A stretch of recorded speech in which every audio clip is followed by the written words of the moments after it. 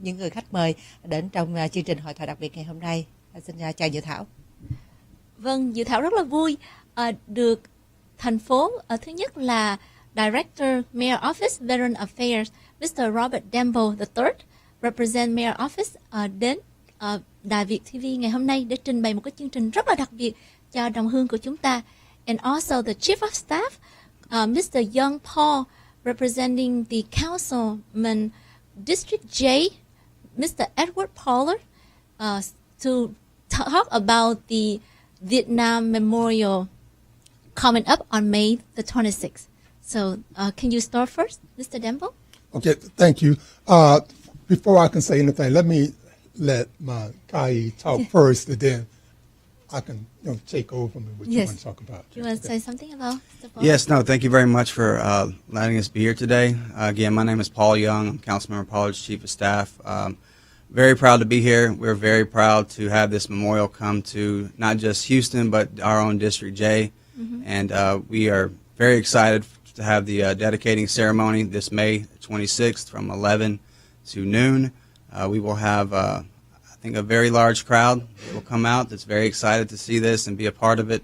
And we are proud to also partner with Director Dembo, his office, the mayor's office. And so we're very happy and glad to move forward with that. So thank you for having us. Dạ vâng, can I translate in Vietnamese? So, sure. Okay. Dạ vâng, ông Paul Young nói rằng là tháng 5, 26 tháng 5 là ngày sẽ khánh thành cái tượng đài về chiến tranh Việt Nam tại thành phố Houston. Cho nên ông ta rất là vui đã có mặt ngày hôm nay. Yes, Mr. Dembo. Just a very historic event for the city of Houston. I remember when I first arrived here, I went to the Vietnam War memorial on University Shopping Center, and I was very, very happy that they have some type of recognition for the Vietnam veteran. So now, Chief of Staff and also Council Member Pollard came to our office and said, Mr. Dembo, we have something for the city.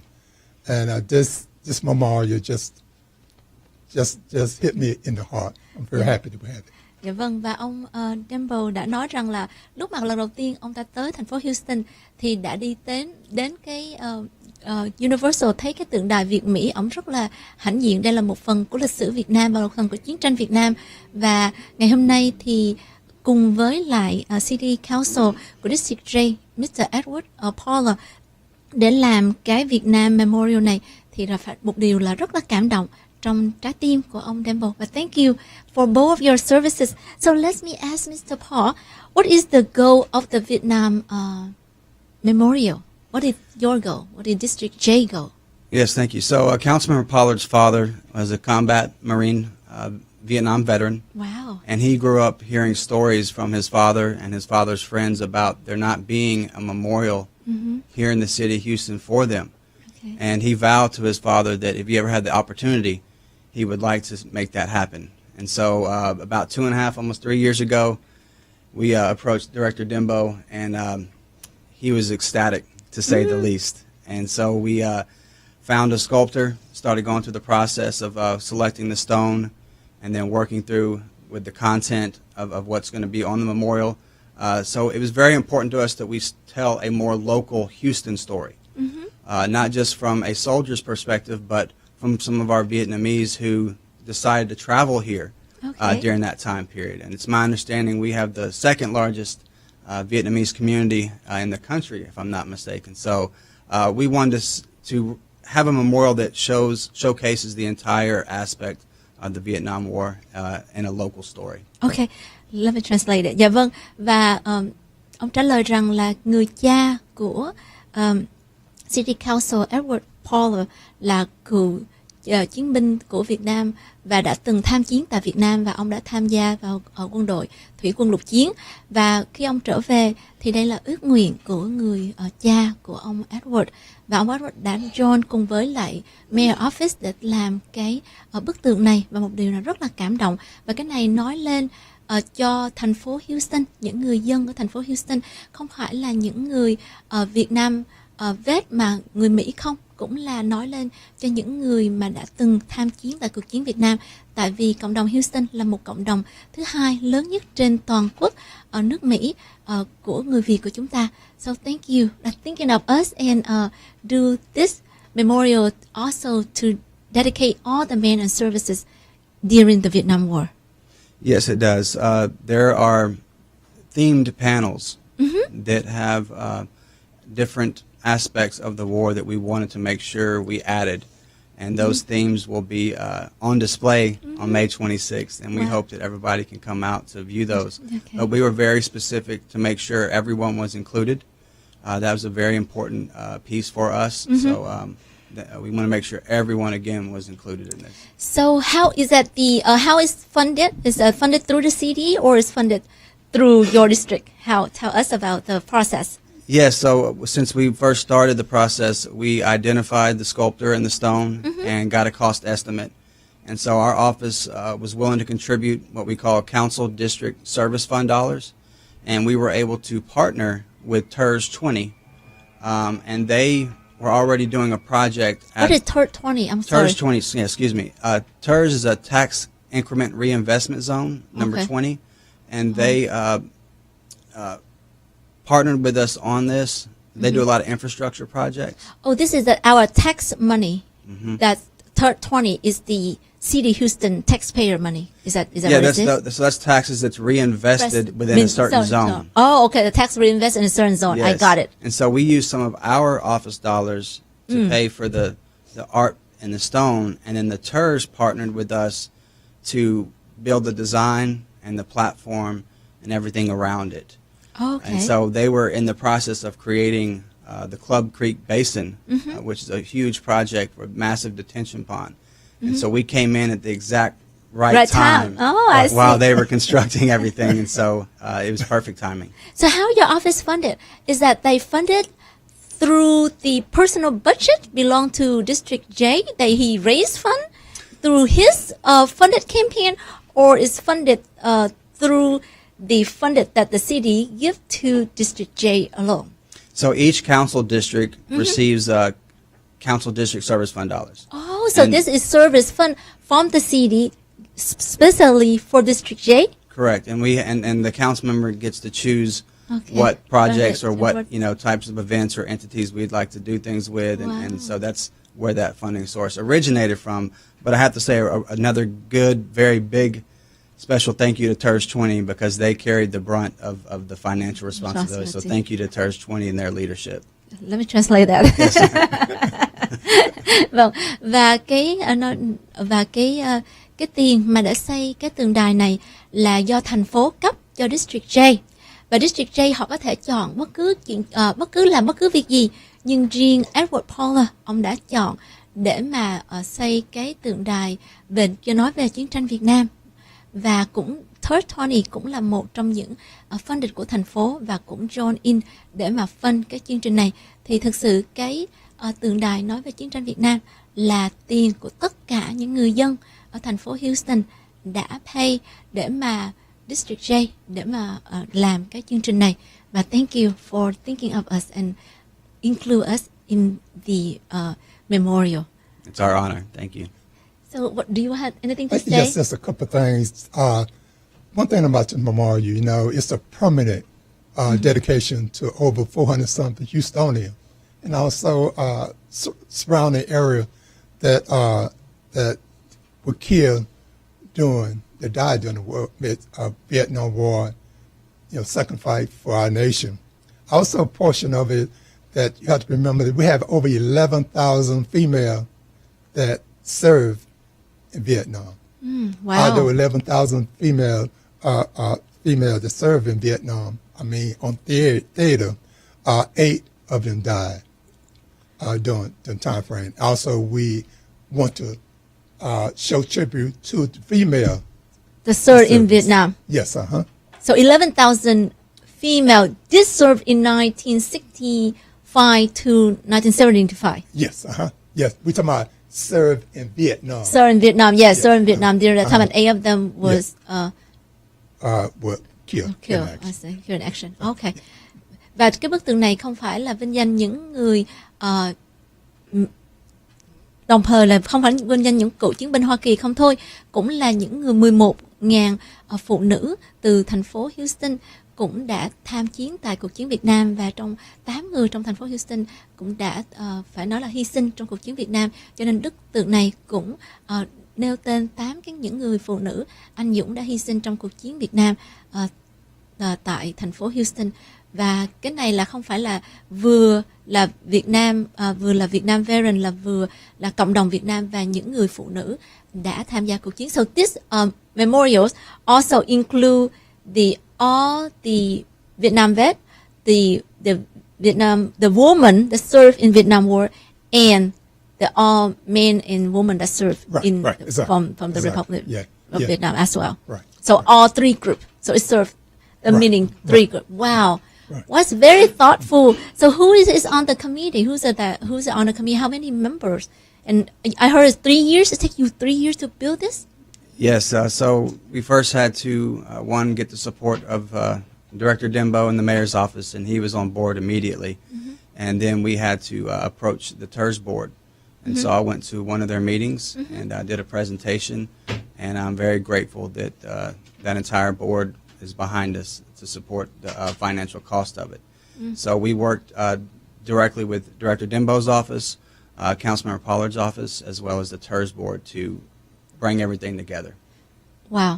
Và ông nói là council member của District J, Edward Pollard, cộng với lại văn phòng của Mayor Office và Third Office để mà làm cái tượng đài này, là 3 cái group để mà join in để làm cái tượng đài này. Và how long will it take? So we started the process almost 3 years ago. The longest part was the design and the construction, since it wasn't in the original plans.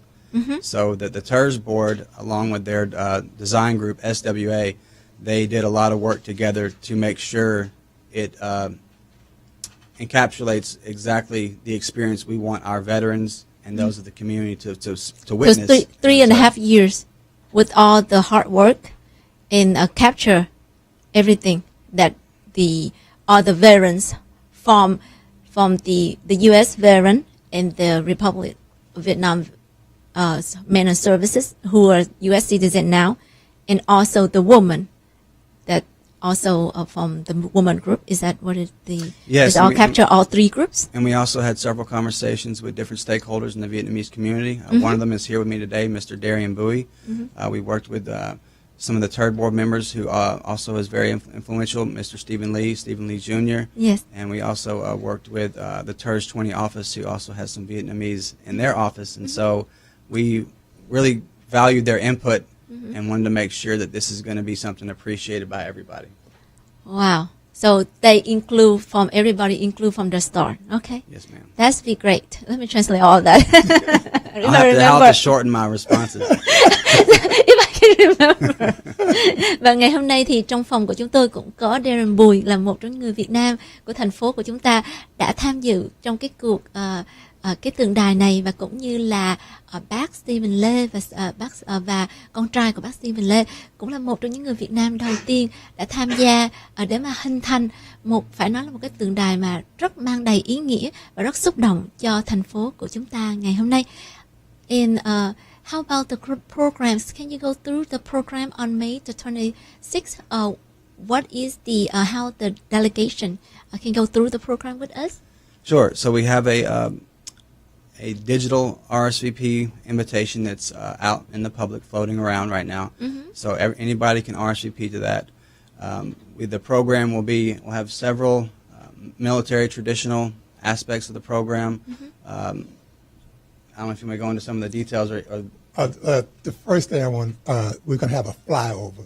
Oh, wow. Excited. Kick it off, and then we start the program. Oh, wow, what assignment. Let me translate that first before you move on. Trước hết thì sẽ có máy bay để mà trước khi mình bắt đầu cái phải nói là cái cuộc cái chương trình, cho nên trước hết là thành phố sẽ có how many fly is that do you use the F5 no, we got Hilo here during that period of time. Okay. Yes. All right. Và sẽ có cái máy bay bay trên trời trước khi mình bắt đầu cái chương trình vào ngày 26 tháng 5. And then go on. And what else? What next? Yes, so What exciting next? we will have national anthem. We will have the presentation of our flags, colors. I think we also have a poem involved. Oh, okay. The Mayor Turner will share some remarks. Councilmember Pollard will act as the MC. So he will kind of be up there doing some directing himself. And then the elected officials will be recognized. And then Director Dimbo and Dr. Jones from his office will be acknowledging all the veterans there that day, asking them to stand so we can show our appreciation. Yes. So talk about the national anthem. I went by there a couple of weeks ago. So I saw the Vietnam flag on the monument. I was so excited. I was so touched. So do we have the Vietnam national anthem during the program as well? We can certainly add it if we think that's a very important thing to do. I don't think that will be too much of a problem. Yes. We can definitely take it back to the council member and discuss further with the mayor's office. Yes. So thank you to include that. Thank you for including us. That I very appreciate it. Sure. And as well, and the for the reading of the name of the veterans. So because remember, I just did the last day of Vietnam memories. I have all the name. Would you mind to read that name too? And I will next to you. You read and we read, or just read only the Vietnam vet that reserve? Would you? And how can the Vietnamese community register to reserve so you can read the name at the ceremony as well? But I have to give to my colleague there. Yes. Can you explain us to us? Yes. That So in detail? all the names of the fallen Yeah. within the greater Houston area will be displayed on the memorial. Okay. But the final aspects of the program will be honoring the veterans in attendance, and then we will ask them to come join us for the unveiling of the curtain. Okay.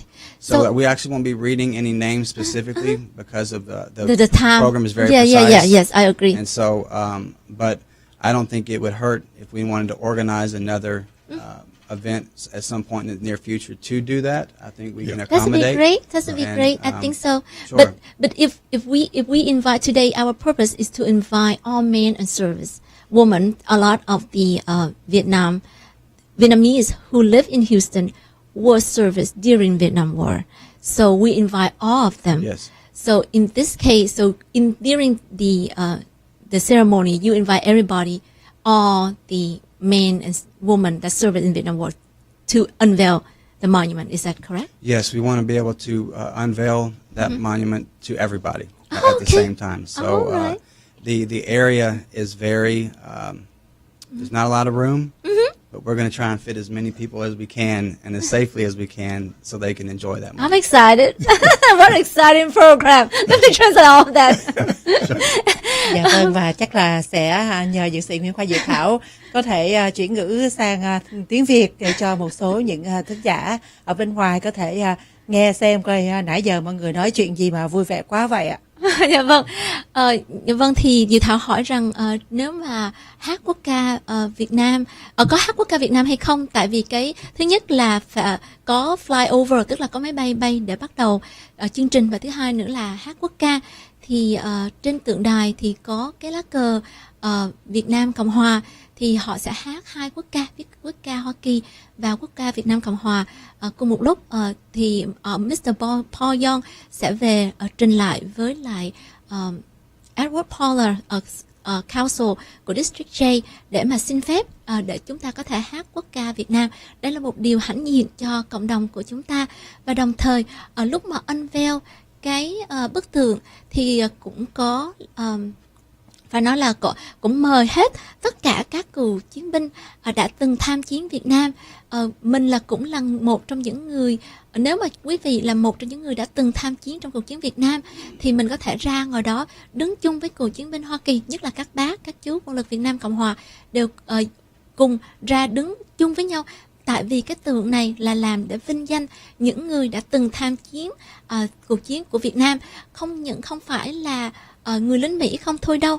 Những cựu chiến binh những các bác, các chú quân lực Việt Nam Cộng Hòa đang sống tại thành phố Houston cũng được xứng đáng để mọi người vinh danh, giống như những người cựu chiến binh Hoa Kỳ. Cho nên chúng ta nên hãnh diện và nên cùng nhau ra ngoài cái tượng đài này để mà cùng khánh thành một cái bức tượng đầy ý nghĩa, và phải nói rằng là cảm thấy rằng mình là một phần của District J, mình là một trong những người mà đã bầu lên cho District J. Phải nói là rất là cảm động, và thank you so much. I just translate what you say in Vietnamese. Dạ vâng, và kính thưa quý vị, chúng tôi sẽ quay trở lại phần thứ hai trong chương trình này trong giây lát sau những thông tin thương mại. Và trong phần thứ hai thì nếu quý vị có bất cứ những câu hỏi gì, quý vị có thể gọi vào cùng với chúng tôi qua số điện thoại là 713 931 1560.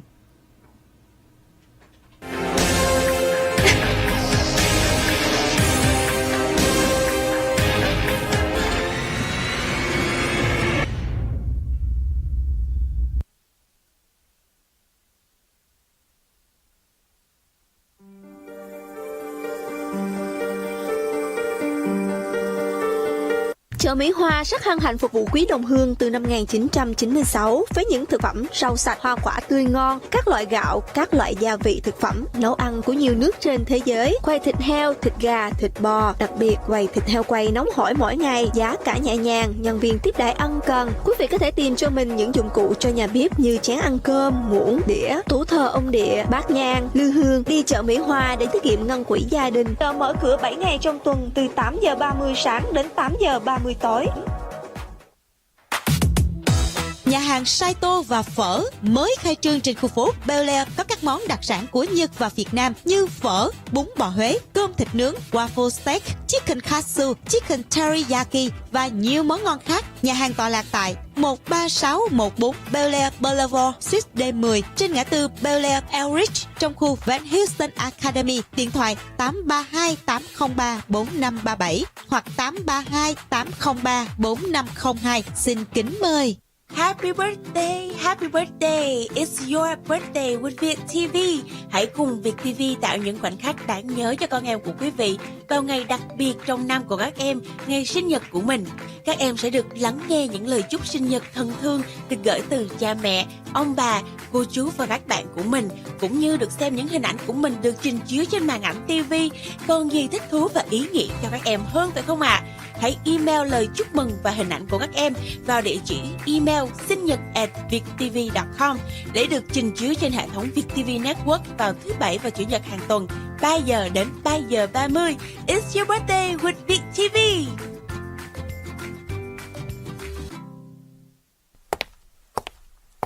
Chà, cái gì mà anh đi tới đi lui đắn đo dữ vậy anh? Anh đang tính coi mình mua bảo hiểm ở chỗ nào đây. Đến bảo hiểm Đai Trần đi. Họ có lâu năm trong nghề, văn phòng lại tiện lợi, ngay Hồng Kông 4 Bel Air, mở cửa suốt 6 ngày trong tuần với đầy đủ các loại bảo hiểm xe, nhà, sức khỏe, nhân thọ, cơ sở thương mại, lũ lụt. Ngoài ra họ còn có các dịch vụ như khai thuế, sang tên xe, nhà, tiệm mua sticker, tìm lại giấy chủ quyền bị mất, xóa tiết kiệm và lớp học defensive driving mỗi cuối tuần. Chính xác, mua bảo hiểm chỉ mua một lời hứa mà thôi. Mình phải chọn mặt gửi vàng, mà bây giờ đó vàng lên giá dữ lắm đó em. Thưa quý vị, đời sống nhiều thú vị nhưng cùng lắm bất ngờ. Xin hãy để bảo hiểm Đài Anh Trần lo chu toàn mọi việc. Xin gọi 281 933 5599, 281 933 5599.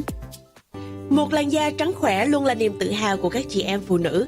Và để đạt được điều đó một cách dễ dàng hơn, quý vị hãy sử dụng dược thảo trắng da thiên nhiên Color Skin. Với thành phần chính là tinh dầu thông đỏ và sữa ông chúa, Color Skin sẽ mang đến cho quý vị một làn da khỏe khoắn, trắng hồng và căng mịn như tuổi đôi mươi. Tinh dầu thông đỏ là một chiết xuất đặc biệt bao gồm nhiều hợp chất hữu ích khác nhau, trong đó điển hình nhất là bộ ba chống oxy hóa, vitamin A, keratin và elastin. Vitamin A giúp trung hòa các gốc tự do, làm chậm lại quá trình lão hóa của da. Keratin chuyển hóa thành vitamin A khi đưa vào cơ thể giúp bổ sung chức năng chống oxy hóa tối đa. Elastin có khả năng bảo vệ cơ thể khỏi các ảnh hưởng xấu từ môi trường bên ngoài hay chất độc hại từ bên trong. Bên cạnh đó, cây thông đỏ còn chứa hàm lượng lớn protein có lợi và cần thiết cho sự phát triển của tế bào da, giúp da luôn được tái tạo, chống lại hiện tượng da bị tối hay thiếu sức sống. Hãy order ngay sản phẩm Color Skin để có được một làn da trắng khỏe, mịn màng, không tì vết. 1855 855 5888 Color Skin, thanh xuân trong tầm tay. Uno MPTV, một dịch vụ truyền hình bằng internet đầu tiên của người Việt tại hải ngoại. không những cung cấp những thông tin liên tục cập nhật trên toàn cầu, mà còn đáp ứng mọi nhu cầu giải trí theo phương thức mới của công nghệ truyền hình, xem đài theo sở thích. VNews, đài truyền hình Việt ngữ đầu tiên và duy nhất chuyên về tin tức, bình luận, hội thoại, cập nhật nhất liên tục 24 giờ mỗi ngày. VLive, với nhiều chương trình giải trí như game show, tâm tình nghệ sĩ, đời sống thật và rất nhiều tiết mục hấp dẫn khác. Đặc biệt Uno IPTV đang và sẽ có những đài thuần túy tôn giáo phổ biến như Phật giáo, Công giáo, Tin lành, Cao đài và Phật giáo Hòa hảo. Với antenna, quý vị có thể xem rất nhiều đài truyền hình địa phương với chất lượng high definition và một số tiện lợi khác như Miracast, DLNA, USB, YouTube và các trang web. Người Việt của chúng ta đã có một hệ thống truyền hình miễn phí xem được ở tất cả 5 châu thông qua iPhone, iPad, Android Phone, Samsung Smart TV hay là hộp Uno IP Box. Đến với Uno IPTV, quý vị chính là người giúp bảo tồn phát triển văn hóa Việt, cũng như là giúp cho con cháu của chúng ta giữ mãi tiếng Việt khắp mọi nơi. Và chính vì lẽ đó, Uno IPTV là sự lựa chọn đúng hơn.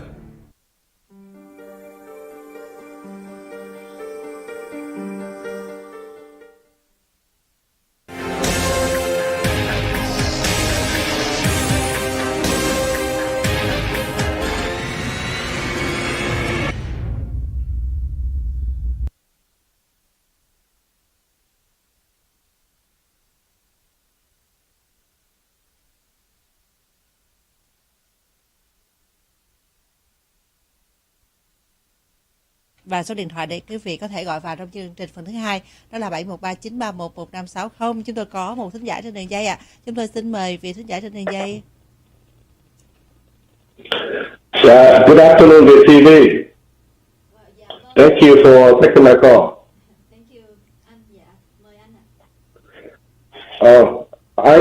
My name is Tuấn Thong. I am an American military veteran with more than 33 years of service in the United States Army. I am so delighted to hear your guests, Mr. Dembo and Mr. Young, talk about the Vietnam War Monument. I'm delighted to learn that Houston will have this monument and it will be dedicated on 26th of May. This morning, I visited the construction site and see with my first hand, and I saw how it was built. The design is stunning, and the structural detail are so thoughtful.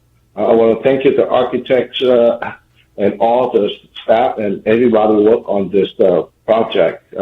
I believe it will be a moving event for our veterans who spend part of their life serving our nation's cause for duty. And it is certainly a meaningful gesture of appreciation for the family as well, who also made many sacrifices along our service member for many years. As an immigrant, I think it worth noting that many South Vietnamese soldiers who fought bravely alongside American soldiers during the Vietnam Wars, and many of them and their children have resided in the United States, particularly in Houston area, and are now American citizens. I believe in a couple of more weeks, this monument will represent an honorable place where American citizens can come and pay respect. I believe it will be an icon for generations to follow the idea of military service. I trust the ceremonies on 26th May will be comprehensive and commemorates American and South Vietnamese soldiers. They have served and made ultimate sacrifices to help preserve the American principle and values. I want to particularly thank you, Houston City, for include the South Vietnamese National Anthem in the program. I truly believe it's a way to honor our fallen heroes. I want to thank Mr. Dembo and Mr. Young for all your meaningful work. Thank you. Sure. No. First of all, thank you for calling in, and I want to say thank you for your service to this great nation. We appreciate what you've done over, I think, 33 years. So thank you very much for that. Thank you for the kind words as well as for the architecture and your approval and how you like the design. So I want to again give a good shout out to our TERS 20 board and the design team at SWA. Tiếng Việt để mà cộng đồng người Việt Nam của mình có thể hiểu những gì anh Tuấn nói không ạ? Cho em khỏi cần dịch, thưa anh. You put me on the spot. Okay. I told him to speak Vietnamese, so I don't have to translate because my translation is not accurate. You're doing well. You don't get me time to do a Google translation. But anyway, tôi tên là Tuấn, là một cựu chiến binh của quân lực Hoa Kỳ, lục quân Hoa Kỳ sau 33 năm phục vụ trong lục quân Hoa Kỳ. Tôi rất vui mừng là biết được là thành phố Houston sẽ có một cái Việt Nam War Monument và sẽ dedicate vào 26 tây tháng 5 này. Sáng nay chúng tôi cũng lái xe đến chỗ cái tượng này và để nhìn tận mắt thấy một cái kiến trúc rất là quy mô và những cái chi tiết ở trên đó rất là phải nói là thoughtful, không có chữ Việt Nam, đang thiếu chữ Việt Nam. Tôi nghĩ là cái chương trình này nói lên rất nhiều cho những cựu chiến binh của mình đã mà mất hết một phần của cuộc đời của họ phục vụ cho lý tưởng của một quốc gia. Đồng thời tôi nghĩ cái lễ này và cái monument này cũng nói lên cái sự cảm ơn đến gia đình của họ cũng đã hy sinh rất nhiều trong lúc những người trong quân đội phục vụ sau bao nhiêu năm. Là một người tị nạn ở đây, tôi cũng muốn nói thêm là những người cựu chiến sĩ Việt Nam Cộng Hòa đã chiến đấu rất là dũng cảm, gọi là sát cánh với những quân đội Hoa Kỳ trong chiến tranh Việt Nam. Nhiều người này và con cháu của họ hôm nay cũng đã định cư ở Hoa Kỳ và đặc biệt là ở thành phố Houston và cũng là trở thành những người công dân Hoa Kỳ. Trong 2 tuần nữa, cái tượng đài này sẽ trở thành một nơi rất là quý giá và vinh dự để những người công dân Mỹ có thể đến mà tri ân. Do you want to say something? Cũng là một mời anh nói tiếp. Nó cũng là một biểu tượng cho những thế hệ sau này tiếp tục theo những cái điều hướng về phục vụ quốc gia.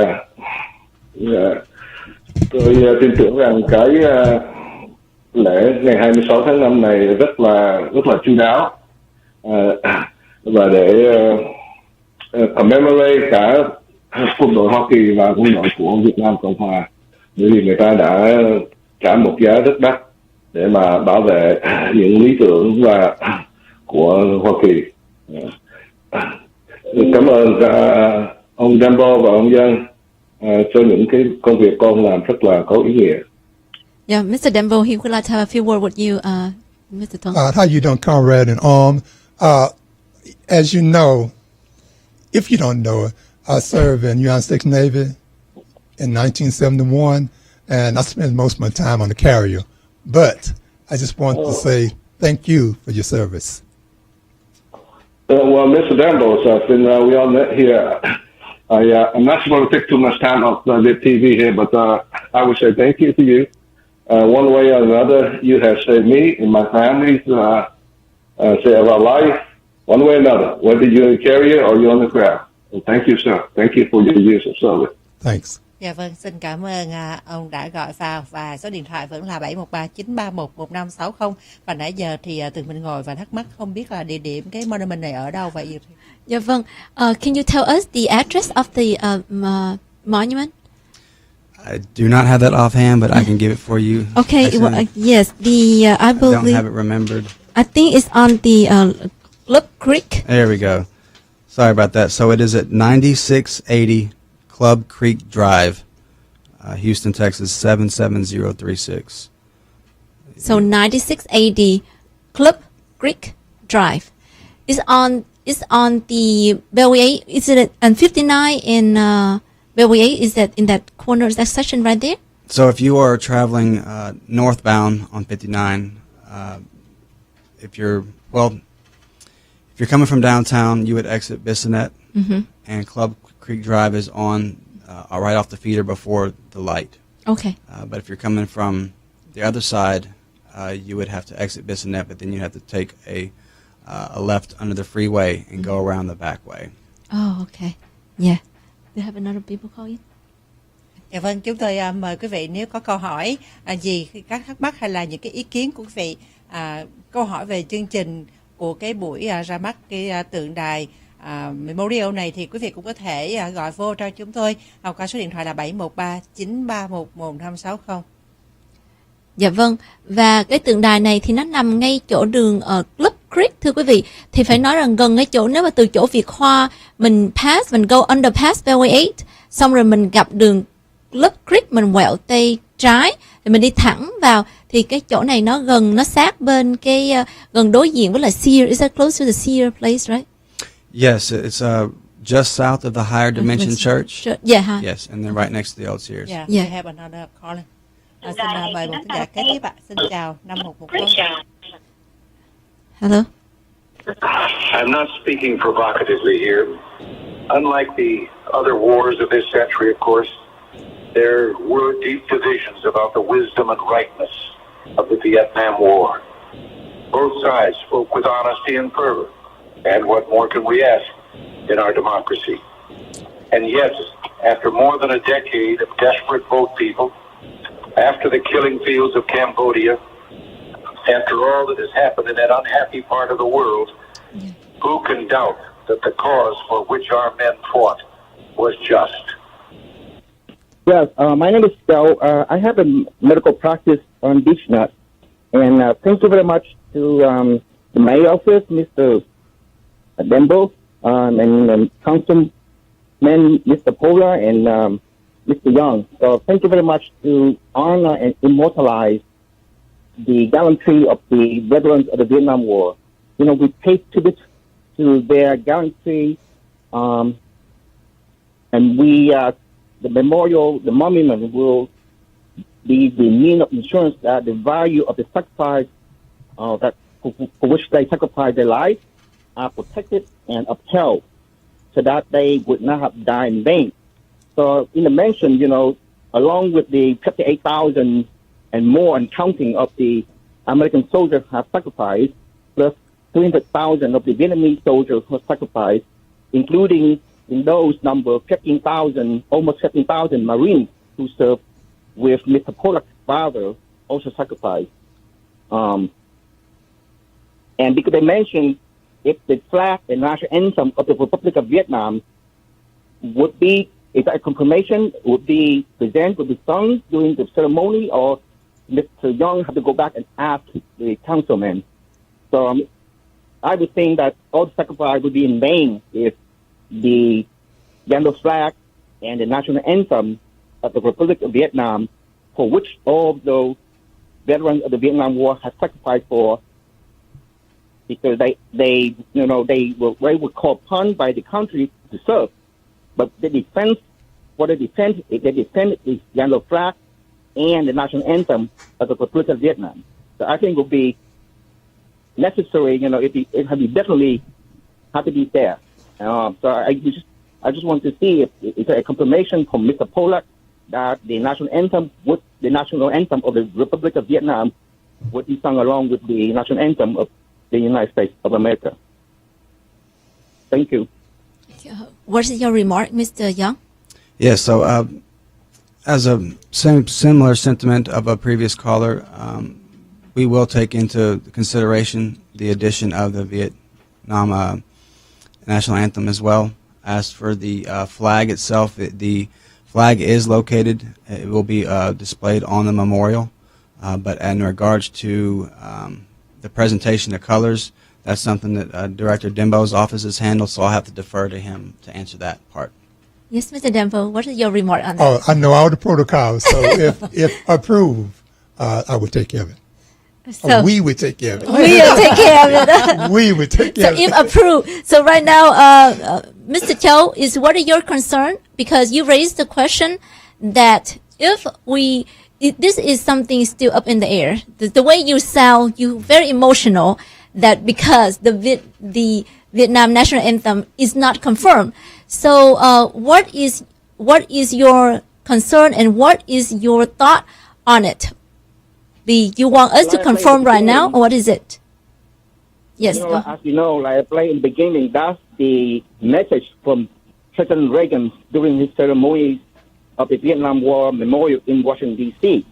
Again, the Vietnam War has been controversial and unconventional. However, at the end, those who sacrificed for the flag, the yellow flag, and national anthem of the Republic of Vietnam. Yes, the American soldiers answer the call of the country. They ask what they can do for the country, but the country wants them to defend the yellow flag and the national anthem. So I don't think it should be considered. I think it should be included. Otherwise, I say, the 300,000 of the Vietnamese soldiers and the 58,000 and counting of the American soldiers, including the 15,000 almost Marines, friends of Mr. Pollock's father, that would sacrifice in vain if the flag, the yellow flag, and the national anthem would not be included. Yes, my go ahead. father was also served in the Army of the Republic of Vietnam, so unfortunately, I'm not like Colonel Sun or Mr. Dembo. I don't have the opportunity to serve, but that's what meant to me. No, thank you for the explanation. I will strongly encourage that decision to be made. I'm not in a position to make it myself, but I will share that message and make sure that I do it with a very important message back to the council member as well as the mayor's office to make sure that we can include that. So yes. I want to make that very clear. Yes, so do you know when will be the final decision? Well, actually, we can probably make that decision by the end of next week. I wouldn't be surprised, but tomorrow being Friday. But I think we can have a decision by the end of next week. So on May the 19th? Yes. May the 19th, we had confirmed if we sing the national anthem, Vietnam national anthem. And it might even be before then. Maybe sooner. Right. Maybe sooner. Yeah. I got to manage the expectations a little bit. You don't give us a high hope. Yeah, but let me ask Dr. Win to speak in Vietnamese, or I don't have to translate what he's saying. Dạ vâng, xin mời bác sĩ Đông Châu có thể nói bằng tiếng Việt để em khỏi cần dịch.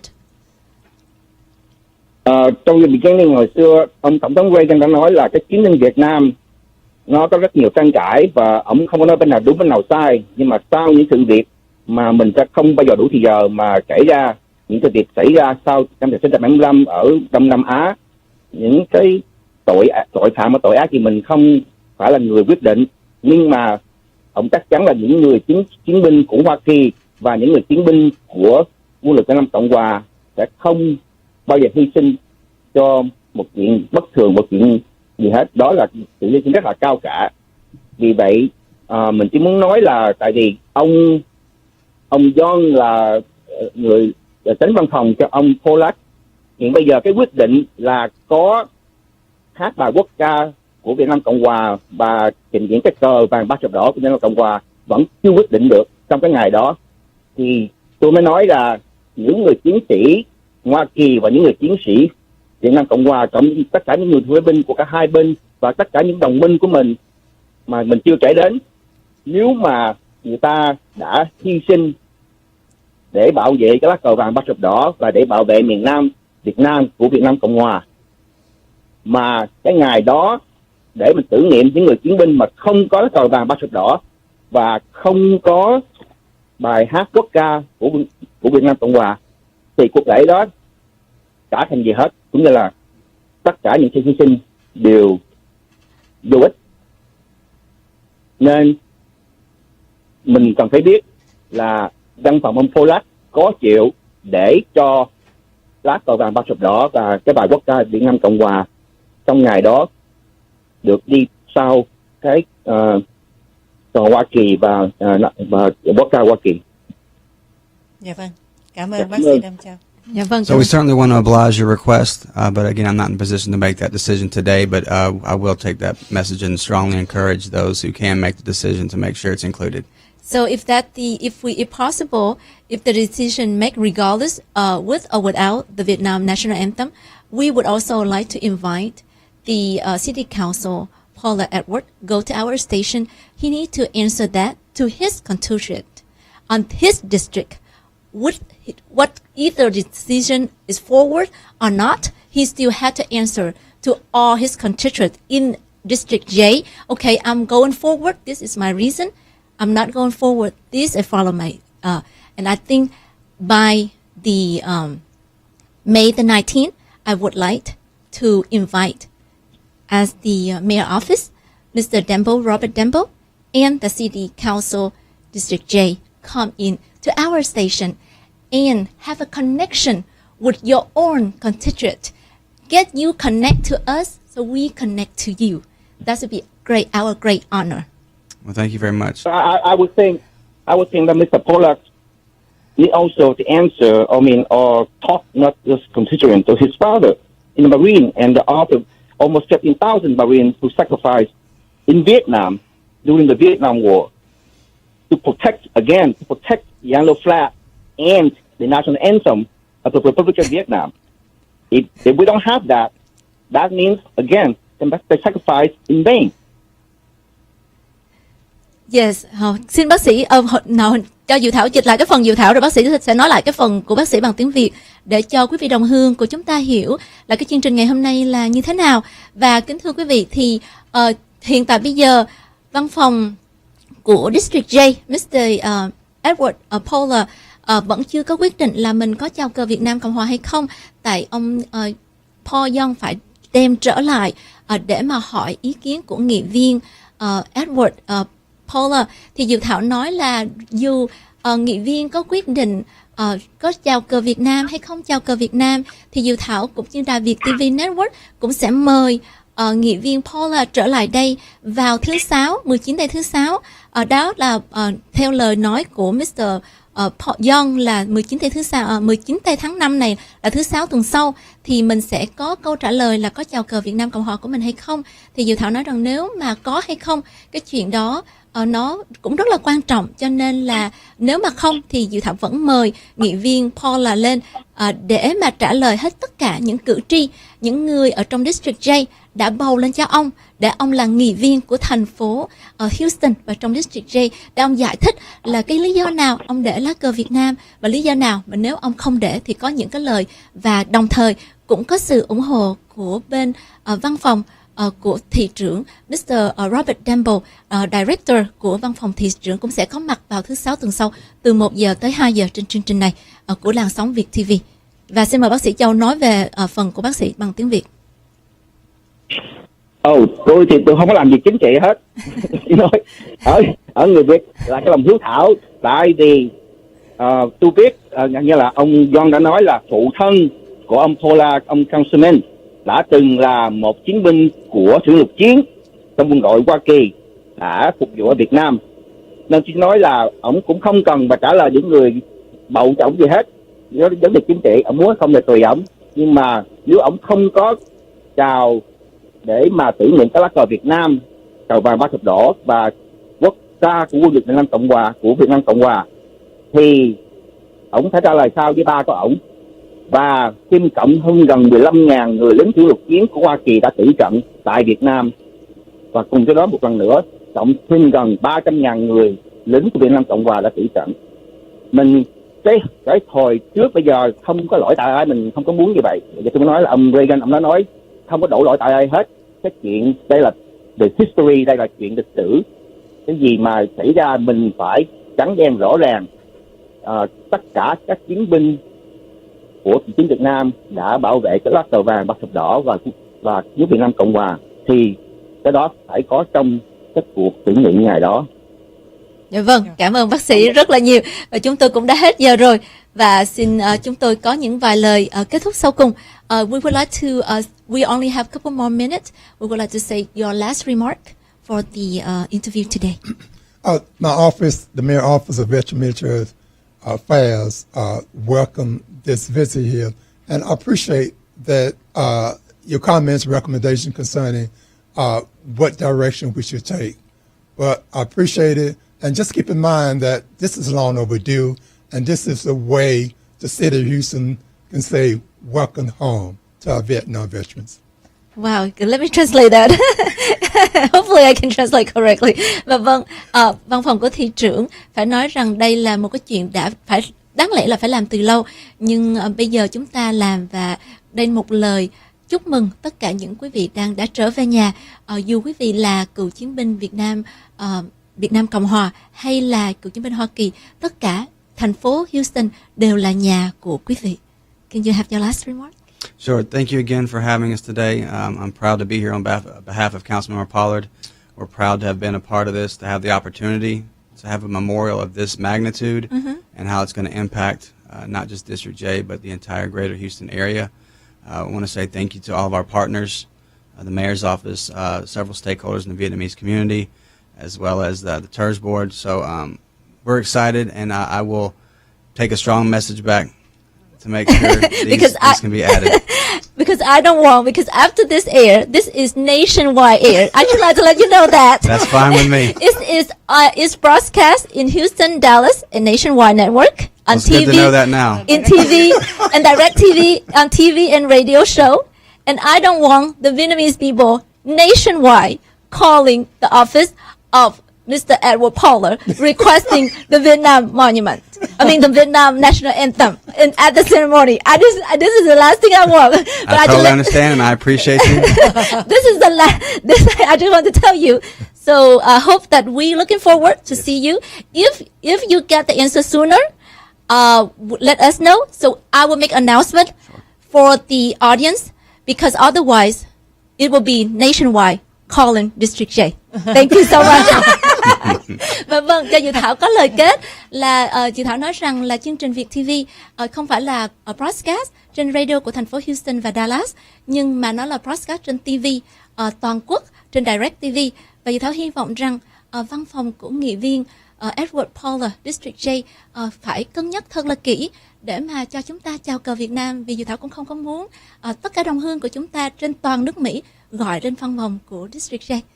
Cảm ơn quý vị. Rất là cảm ơn và xin chào và cũng hẹn gặp lại. Và trước khi rời chương trình thì Tường Vinh xin gửi đến quý vị một nhạc phẩm thay cho lời tất cả của chúng tôi, đó là Cảm ơn anh với dàn hợp ca của Aisha, như là một lời cảm ơn cho tất cả những người lính Việt Nam Cộng Hòa, những người đã hy sinh trong cái cuộc chiến dành cho tự do dân chủ cho nền Cộng Hòa của chúng ta.